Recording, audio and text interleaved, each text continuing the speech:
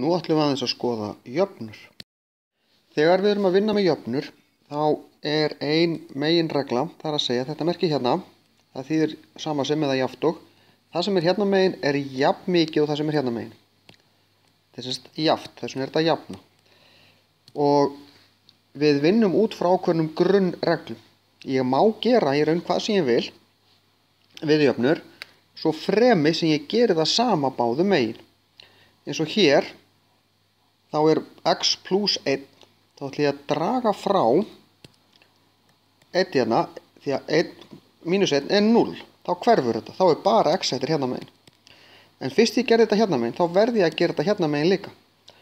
Og þá hverfur þessi eini hérna líka, og þá sit ég eftir með bara x er jafnt og 5.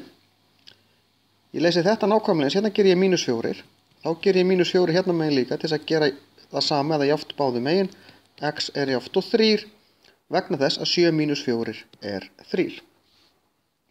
Hérna er x á 2 stöðum, það flækir málið örlítið en þó ekkert óskaplega. Þá ætlum ég að draga frá x hér og líka hér, þá situr eftir 3 er jafnt og x plus 1, dreg frá 1 báðu megin til þess að losna við þetta, x er jafnt og 2.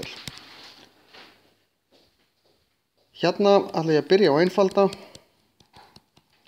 svo dreg ég 2 frá báðu megin til þess að losna við þetta, 3x er jafnt og 9. Svo deili ég með 3 báðu megin til þess að stytta þetta út, x er jafnt og 3. Í næstu myndböndum þá fer ég betur yfir þessar grunnreglur sem gilda í jöfnunum.